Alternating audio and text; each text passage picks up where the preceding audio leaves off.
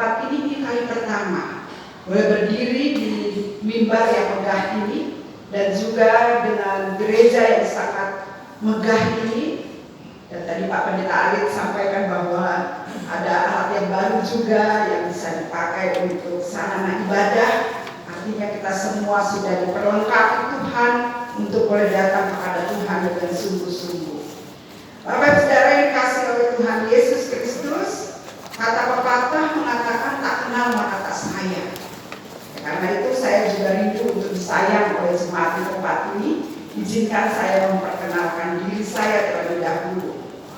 Ya, saya tadi juga sudah disebut namanya cukup panjang, Bapak Ibu Saudara. Kalau misalnya mendengar nama saya, apa yang ada dalam benak Bapak Ibu Saudara?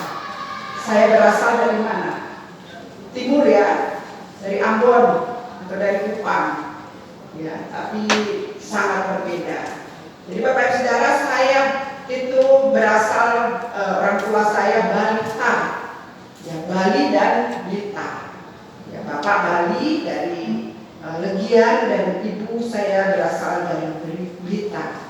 Ya saya sering disebut juga dengan sebutan pendeta Beta. Ada juga yang disampaikan kalau sangat dekat dia menyebut saya pendeta Made. Ya jarang saya dipanggil pendeta Enda, kecuali para senior atau ketika pelayanan di masyarakat, karena mereka tidak tahu nama saya.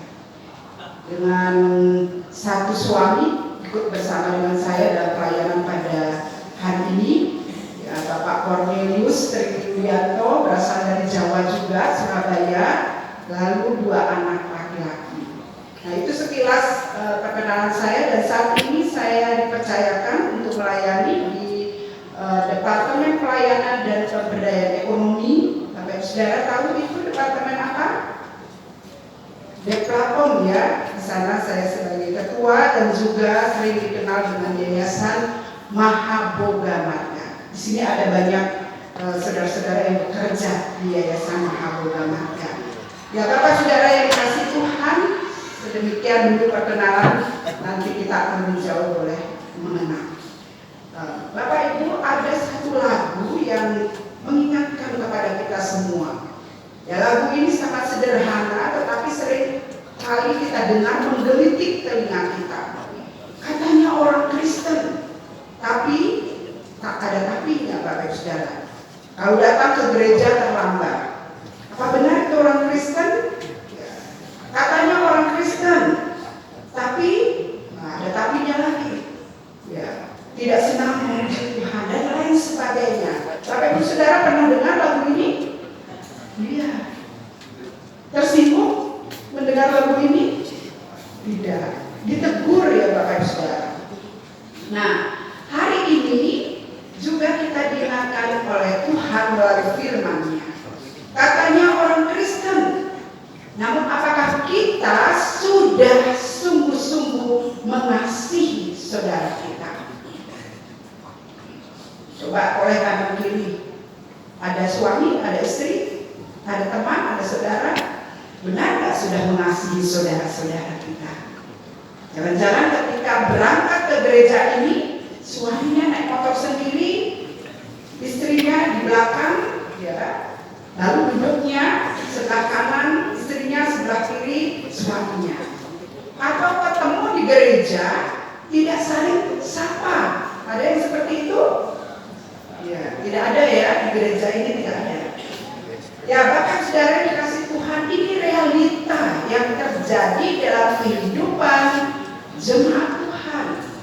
sebagai orang percaya, sebagai orang Kristen, ya, sering terjadi demikian, sehingga dalam kehidupan orang percaya tidak heran bahwa ada saudara-saudara kita, ya, ini juga tidak baik ya, ngambul, tidak pernah pergi ke gereja. Alasannya apa? Saya tidak suka si A, si B, si C, dan semua disebutkan. Tapi Bapak Ibu Saudara yang dikasih oleh Tuhan Yesus Kristus, hari ini kita betul-betul diingatkan, apakah kita sungguh-sungguh hidup sebagai orang Kristen? Jangan-jangan hanya kita sendiri yang menamakan diri kita sebagai orang Kristen, tetapi kehidupan kita belum berpadanan sebagai orang Kristen yang sungguh-sungguh di dalam Tuhan Yesus. Dan hari ini juga kita diberikan kesempatan untuk kita boleh ada beribadah kepada Tuhan. Tadi kita mendengarkan pujian, Shalom, damai, dan selamat hari Minggu, selamat beribadah, haleluya. Bapak Ibu Saudara, penuh dengan puji-pujian kita datang kepada Tuhan. Itu sangat baik. Tetapi pertanyaannya adalah, Bapak Ibu Saudara yang kasih Tuhan, jikalau kita diberi kesempatan tidak panjang hidup di dunia ini, seandainya hari ini adalah hari terakhir kita hidup, apa yang akan kita lakukan sebagai orang yang mengaku sebagai orang Kristen? Apa yang akan kita lakukan dalam kehidupan kita? Jika kita tahu bahwa hari ini adalah hari terakhir kita hidup, dan saat ini kita berada dalam kehidupan yang belum berdamai dengan seseorang, tentunya ini akan menjadi sesuatu yang fatal dalam kehidupan kekristenan kita. Tetapi ketika kita berada dalam hidup yang berdamai dengan seorang, tentu ini akan menjadi hal yang istimewa, hal yang menyukakan hati Tuhan. Bapak Ibu Saudara yang dikasih Tuhan, ketika kita tahu bahwa hari ini adalah hari terakhir kita hidup, pastikan bahwa kita akan menjalani hari ini dengan tuntunan Tuhan. Pastikan bahwa kita mau berusaha untuk melakukan segala yang baik yang Tuhan ajarkan kepada kita. Kita akan semakin berhati-hati dalam hidup kita dan juga mempergunakan hidup kita dengan bijaksana. Bukan karena ada safeguarding baru kita menata diri kita, tidak. Tetapi bagaimana kita hidup dengan bijaksana sebagai orang Kristen, sebagai anak-anak Tuhan. Karena itulah Petrus menuliskan surat ini kepada orang-orang pendatang yang tersebar di Pontus pada waktu itu. Mereka yang tersebar di Galatia, mereka yang ada di Kapadokia, mereka yang ada di Asia Kecil, bahkan juga di Bitinia. Dalam latar belakang yang dihadapi oleh orang Kristen, kalau sedang mengalami penganiayaan yang sangat berat dari pihak kekaisaran Romawi pada waktu itu, karena iman mereka kepada Tuhan, karena mereka mengikut Tuhan, mereka dianiaya. Banyak di antara mereka yang mati menggenaskan. Kenapa? Karena pembantaian yang dilakukan oleh Kaisar Romawi yang begitu sangat kejam. Itulah sebabnya Petrus memberikan nasihatnya kepada mereka semua. Bagaimana seharusnya hidup sebagai orang Kristen, sehingga hidup mereka tidak sia-sia, sehingga mereka tetap hidup memuliakan Allah, sekalipun dalam tekanan yang amat berat pada waktu itu, Bapak Ibu Saudara, serta mempererat kasih di antara sesama dan menguatkan kesatuan mereka untuk menghadapi berbagai tantangan yang ada pada waktu itu. Nah, Bapak Ibu Saudara yang dikasih Tuhan, kuncinya adalah bagaimana kita saling melayani sesuai dengan karunia yang diberikan bagi setiap orang. Kita diajak untuk saling mengasihi dengan sungguh-sungguh, bukan mengasihi semu, bukan mengasihi palsu, bukan mengasihi hanya sekedar basa-basi perkataan saja, tetapi mengasihi yang sungguh-sungguh itu keluar dari hati kita, keluar dari ekspresi wajah kita, keluar dari setiap kata-kata berkat yang keluar dari mulut kita. dan juga mendorong orang lain untuk maju di dalam Tuhan. Itu adalah kasih yang sungguh-sungguh, Bapak Ibu Saudara. Jadi kalau di tengah-tengah kita ada kasih yang palsu, ya kita bisa memprediksi bahwa itu tidak akan pernah bertahan lama. Betul apa betul? Sekarang baik, besok bisa berubah. Kita terkaget-kaget, jantungan Bapak Ibu Saudara.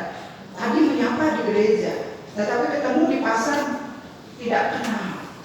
Jadi itu adalah kasih yang palsu. Nah, karena itulah firman Tuhan mengingatkan kepada saya dan saudara, kasih itu sangat penting sebagai orang yang mengaku orang Kristen. Karena kasih menutupi banyak sekali dosa dan terbuka untuk menolong orang yang memerlukan bantuan juga ditekankan di dalam firman Tuhan pada hari ini. Bagaimana kita menyatakan kasih kita bukan hanya di dalam perkataan empati kita, tetapi juga kita nyatakan di dalam tindakan, di dalam karya-karya kita, di dalam keseharian kita. Dan itulah yang wujud nyatakan dalam kehidupan kita setiap hari sebagai karunia Tuhan yang kita bisa bagikan bagi sesama kita. Sebagai makhluk sosial, kita juga dipanggil untuk menyatakan kasih kita di dalam setiap kesempatan.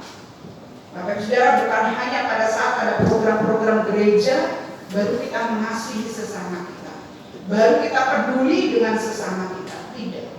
Tetapi dalam